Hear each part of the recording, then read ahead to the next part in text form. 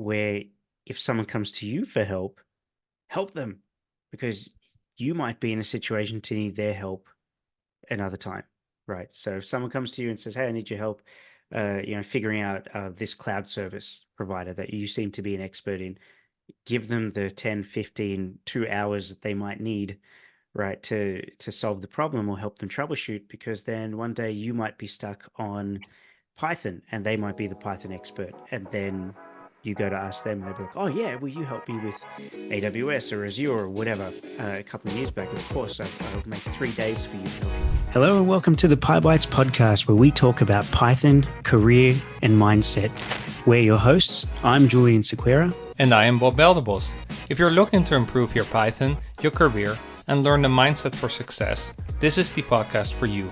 Let's get started. To the Pybites podcast. This is Bob Beldebos. I'm here with Julian Sequeira. How you going, man? Hey, how was that intro? It was good. Still got it. I want to do the next one. Man, it has been too long, right? Yeah, I know. That's every time we say. I think we just got to come to terms with it now, once a month. Yeah, I think that's just a realistic expectation. What are we talking about today? All right, so we're going to jump straight in, everyone, because we thought we're going to change it up, shake it up a little this week for this episode and get straight to the point. And then we'll do our wins and books and just some little commentary, whatever, at the end. So that way we get straight to the point of what this episode's about. So this episode, we're talking about how fear can be your worst enemy, and how people we've noticed, so people around us, people in the Python universe and the coding universe, people that we speak with, that sort of stuff, how they can let fear hold them back from their success. So we want to just quickly discuss how fear plays a role in your success or lack thereof. So Bob, do you want to jump in first? Do you think that was a good intro? Yeah, man. And just a heads up, like my audio is not that great as Julian's, because right before the podcast my microphone broke. But that aside, we're going to focus actually on asking questions more as a junior developer, right? For reaching out with questions, or in general, reaching out with questions to your fellow developers, right? That's what you're going to discuss. Sub-theme. There's more. Okay. Well, let's start there then. Go first. Yeah, no. So definitely seeing that trend with more junior developers, that they don't reach out to senior or colleague developers. And yeah, that's all related to fear and what will they think of me? I might not be asking good questions. But first of all, yeah, you have to realize that there's an opportunity cost, right? Because if you stop doing that or not reach out actively, especially when you're learning and in that growth phase, there's a huge opportunity cost, right? Because you're basically keep getting stuck. I mean, there's AI tools and all that, but ultimately there's a before and after when you start to work with a senior developer or fellow developers on your team in how much you will grow. So if you proactively ask a lot of questions, you will grow faster, and there will be a point that you will have less questions, right? So a lot of it is pushing through the fear. I can definitely relate, because when I back in Oracle joined a new developer team, I definitely had that apprehension of asking questions, because I thought I might ask dumb questions, or I should know more. People are busy. Why would they help me? And that's definitely a whole game we play in our heads, and it's very detrimental, right? So as soon as I got over that boundary, take off, right? I grew exponentially. So we need other people to learn, and we have to push through that fear. No, I love that. And that's a perfect example for our audience, especially the developers among us, because it's so easy to sit there and just be like, "Oh, so I'm the new person. I don't want to annoy people. They're going to think I'm stupid. Like, why am I here? How did I get the job?" All those kinds of things. But I just want to point out as well, this is plaguing experienced developers too. People who've been developers for a couple of years to many years. And it might be because they didn't have a senior to even talk to and ask. And so I think people fall into this trap of just not knowing how to ask for help. So there is the fear element, but then there's also I just don't know how to ask for help. I'm used to going it on my own, that I just don't know how. And then when you're in a situation to do it, you just don't do it. And you're shooting yourself in the foot when you just don't do it. So, Right, and I don't think they're really dumb questions. As long as you do the research and you show what you've done and where you get stuck, and you can really back that up with the effort you've done, documenting, then I think you're good. As long as you put in the work and you show what you've done, then I think people will always, respect it. yeah, I think that's what builds the confidence, right?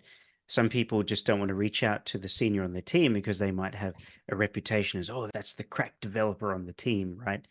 But it's all about building confidence and having confidence in yourself, and just realizing as well, as a side note, that people like helping people. Most people just intrinsically will enjoy helping another human being. So if you have the confidence to reach out and ask, then you'll most likely get the outcome that you want.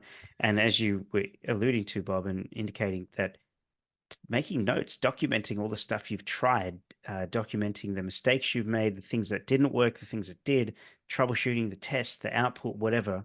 If you have that, then you can go to this person and they'll immediately have a bit more respect. They'll be like, oh, wow, you've actually tried. You've actually made the effort.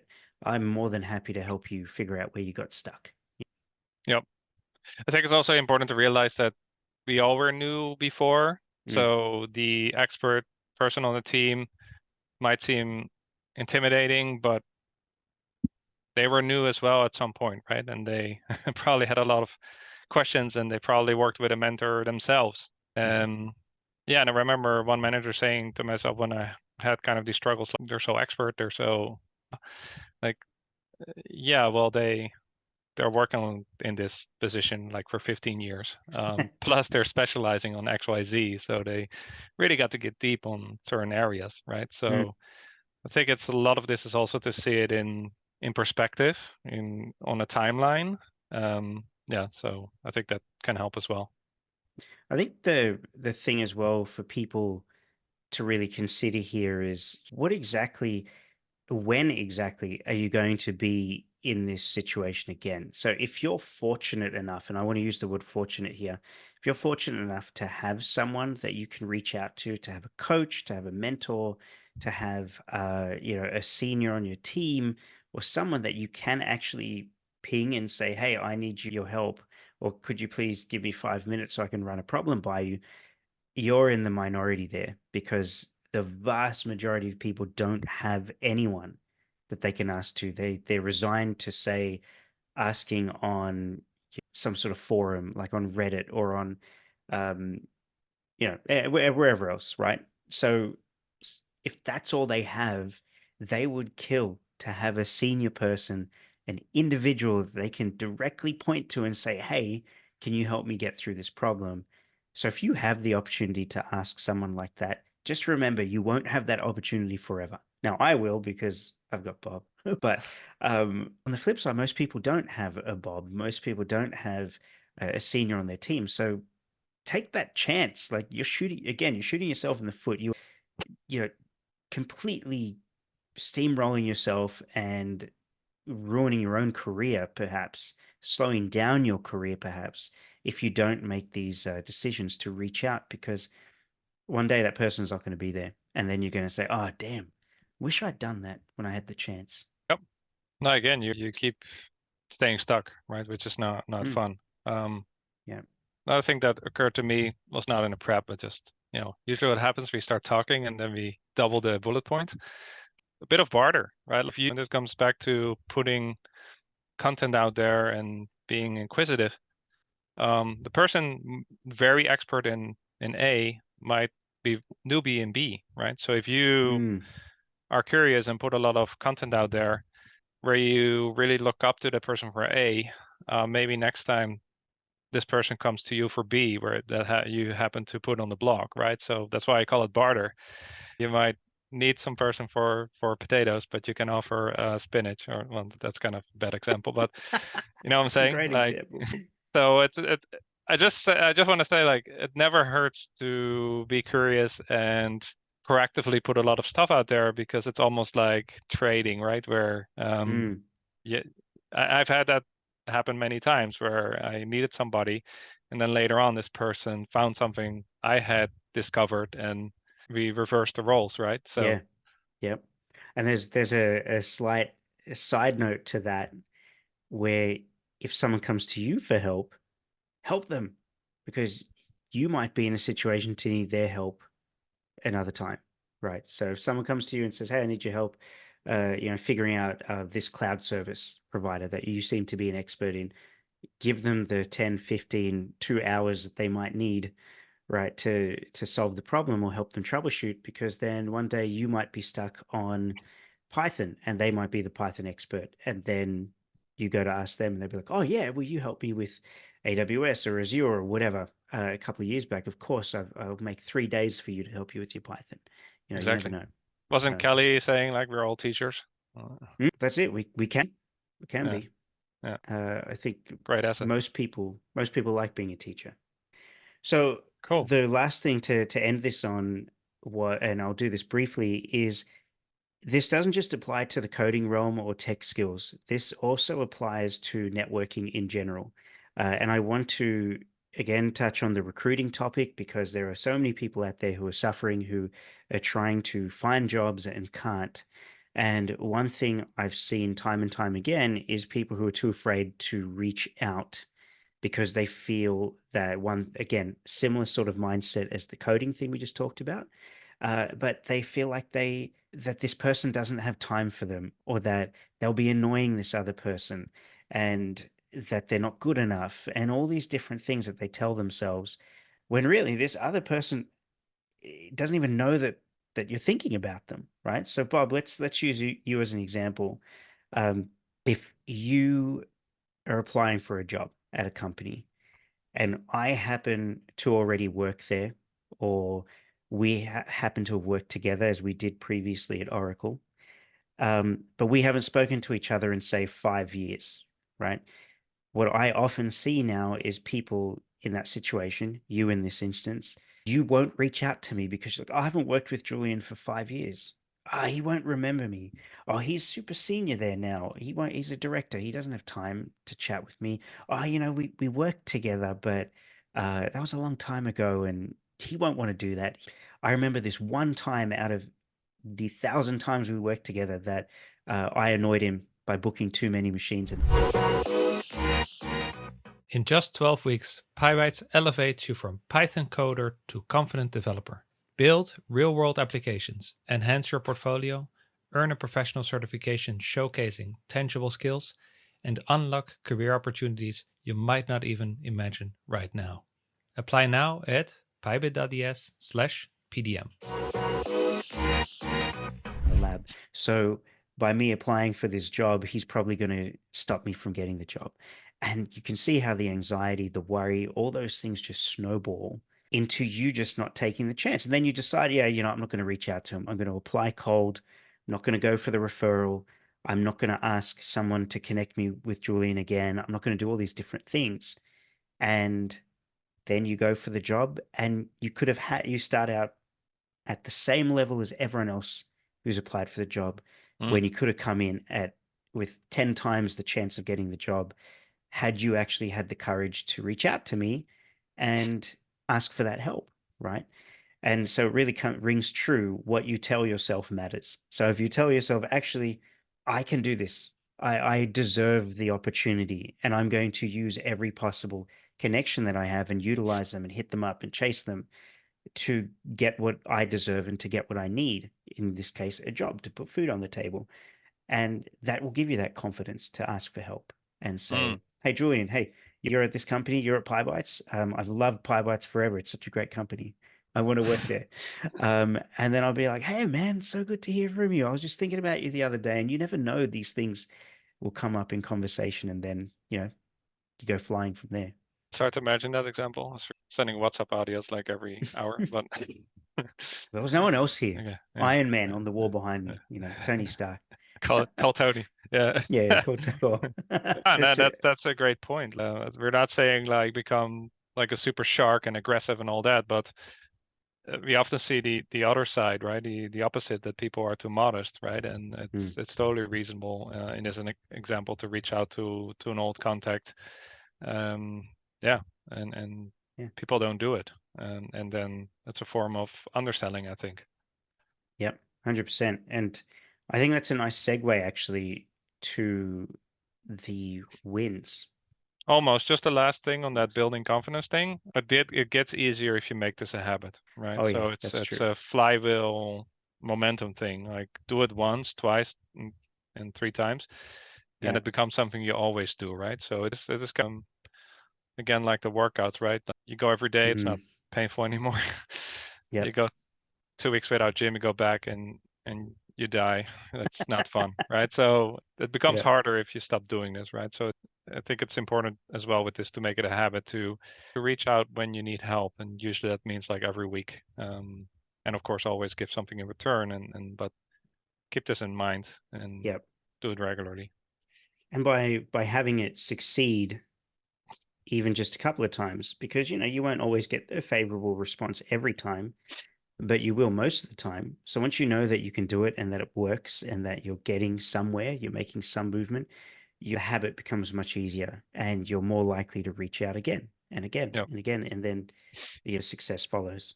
No single line of code in this episode. +1 for mindset. You win. Damn right. Damn right. So I wanted to move into the wins because I think my win closely ties with what we were talking about. Do you mind? Sure, you go. Yeah. All right. So everyone, thank you for listening to our TED talk. We if you want to Talking learn confidence. more, send us a message. But yeah, so look, the wins. My win is quite personal with Pybites, and that is, as you all know, my role at AWS terminated a couple of months back in April, whatever. Blah, had the last day over a month ago now, and I think the biggest fear for me was, will my efforts on Pybites full time actually have an impact? There was a significant impact on the business when you went full time years ago, Bob. And I thought, oh man, I've got big shoes to fill here. And so my win is that getting through the fear, pushing through the fear, building the confidence, reaching out to my network, talking to people has built so many bridges and created so many opportunities for us, for Pybites, that I'm just so grateful for all the people that I've come across over the past decade or so, maybe even beyond that, maybe 15 years, all the relationships I've built, the what do you call it, the conversations I've had, the times I've stayed out and networked with people and chatted and spent time with them. It's all paying off because as I reach out to them now and build the confidence to do it, the business is just organically growing. It's just amazing. So yeah, very, very happy, man. That's my win. That's awesome, man. Yeah, very grateful for that. And it's kind of a weird month, right? When you go out, like kind of finding your routine and stuff. But yeah, it's definitely paid off. It's definitely visible, noticeable. Yeah, Yeah. I think we have more clients than ever. So Oh yeah, we have more uh, concurrent clients in our coaching programs than ever before.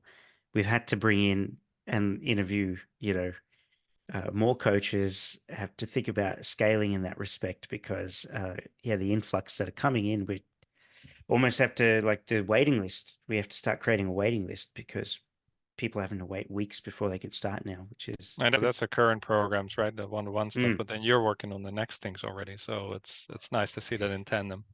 yeah, exactly. And that's going to lead to a lot more scaling and craziness. So yeah, Yeah. it's going to be good. Anyway, On the that's mine. coding. What So what about you? thank you.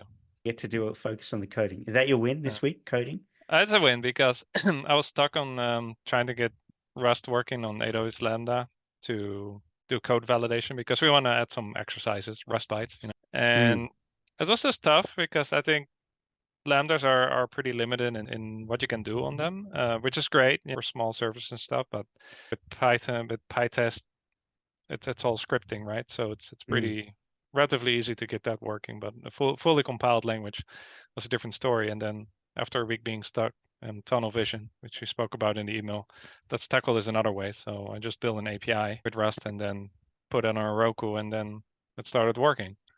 And that's also maybe also the win then is that we have a microservices architecture, because I could basically, instead of using AWS Gateway API for what we always use, right? I could just point to another API and get it working that way. So it's nicely decoupled, right? So we can have different APIs for different languages if we want, and that works all fine with the platform. So that's cool, man. I also exercise like not how there yet, but it's possible now to do them, which is very exciting. I love it. It's so cool. So that we have Pybites, which are their exercises. Technically, it's also named the company, but so we have bytes of Py for the Python exercise, and now we're going to have Rust bytes. Yeah. So and exercises after that, probably JavaScript or TypeScript. Yeah. Yep, that's cool. Love it, and man. Thank you for the effort. The domain is on code.challenge.es, so it's generic enough, right? So yeah, now that for all the people who said, why should URL code challenges? Well, now you know it's scalable. Because we thought that far. We thought big from the start. Maybe one day we do more than Python. Our love clearly is with Python, and that will probably always be. But I think it's also good to offer some other languages if we want, and because usually you have that offset of, well, I want to do web development, then it's probably good to know some JavaScript as well, right? I want to do some performance work or make things faster like Pydantic did. Well, maybe look at Rust, right? So we're not going to be pros in that, but at least you can offer a set of, exercises to get people familiar with it. And I think it's really cool. Yeah, that's cool, man. I love it. I also love how you said, I just created an API in Rust. Well, just in my sleep, I just woke up and it was there. I didn't mean to say it like that, but I know you didn't. You didn't. I'm kidding. But it is true though that building the API was relatively easy with a library and AI and stuff. Compared to deployment, that was the easy part, so to say. Deployment was really where I got stuck and had a lot of quirks and things I had to figure out. But building an API was fairly easy. And the messages I got from you when you successfully deployed, you were like, it works. It was great. Felt like Hugh Jackman in that movie, John Travolta. Oh yeah. But no, let's not go there. Let's not get into that. Yeah. So all right. He drank more wine when doing it. Well, speaking of media, what are you reading? Oh man, you're gonna love this. The three-body problem. Oh yeah. Oh my god. I was never a science fiction nerd, but this ignited it, man. I haven't read it yet, so I've got. Yeah, but I mean, it's not spoiling it if you talk about alien civilizations and how the people here would react to it, and it has everything, like aliens, AI, computers, psychology. I'm still on book 2, but I couldn't resist to already watch the Netflix series. Both are great. Yeah. Yeah. You just reminded me. Did we not find that book in the bookstore in Pittsburgh?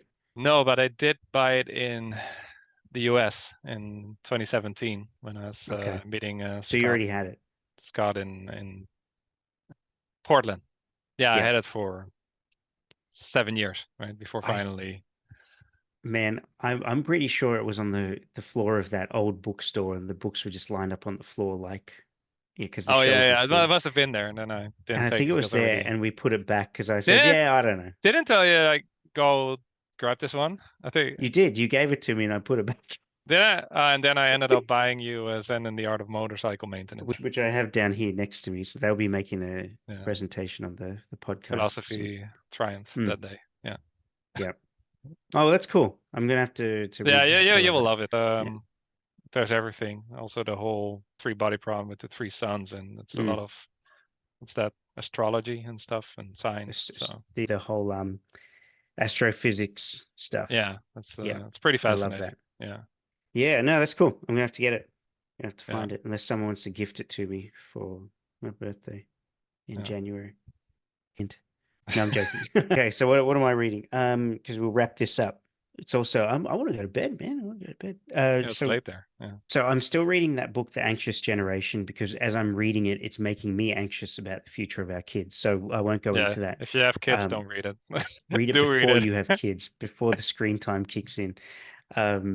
With always on apps and stuff. Yeah. So aside from that, The Anxious Generation, I just finished reading, and I'm saddened that I waited so long to read some of these classics, right?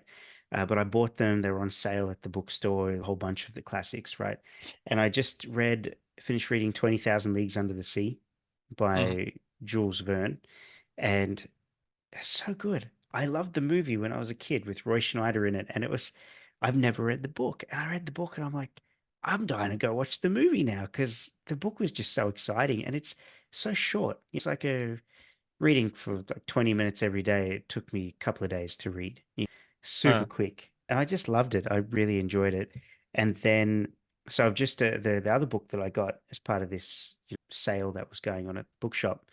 I got The Call of Cthulhu. Everyone out there that's a sci-fi nerd or, um, just a nerd in general will know who Cthulhu is, right? And I hope I'm saying that properly, or I'm going to get crucified. But yeah, I'm reading that, and it's got all these other stories in it. So I just turned the first page yesterday, the introduction, and then our 3-year-old woke up and started screaming and calling for us. So I was like, "Oh." So right after this, I'm going to go make a tea. I'm going to go sit down with the book, and I'm going to start reading it. Can't wait to do it. yeah, That's a love it. HP Lovecraft, by the way, HP Lovecraft stuff. So Mm, I'm going to read some of those stories. Can't wait. It's going to be good. awesome. Especially Cool, because, cool. I'll just say that his stuff is the basis of modern day sci-fi. So Yeah. much of it, like all the inspiration came from his sci-fi and horror, I should say as well. So, oh my God, who's the horror writer that you like reading? Stephen King.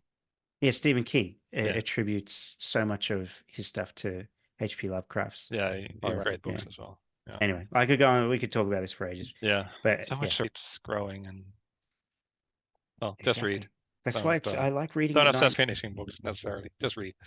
Yeah, just read for enjoyment. Just read Yeah. to what you like. Yeah. All right, man. Well, look, everyone, thank you so much for listening and watching if you're on YouTube. And that's it. Anything from you, Bob? No, stay tuned. We will have some exciting guests coming. We have a couple of other episodes already planned out we want to do. Yep. So yeah, we just keep it up. We're 160 plus. So thanks Yeah. for tuning in. Thanks for listening. Yeah, join the community if you've not done so. Oh, yeah. We consolidated all the posts into one space the other day. There were 285. Yep. I know where you're laughing. I messed that up a bit. Yeah. Yeah. We had to do some coding there unnecessarily, but yeah, that's all good now.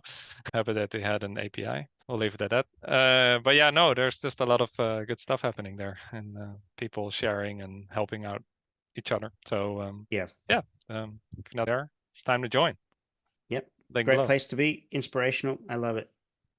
Yeah, I think that's it then, right? So yeah, we'll be back next week. Beautiful. Thanks, everyone. We'll see you next week. All right, ciao. Cheers.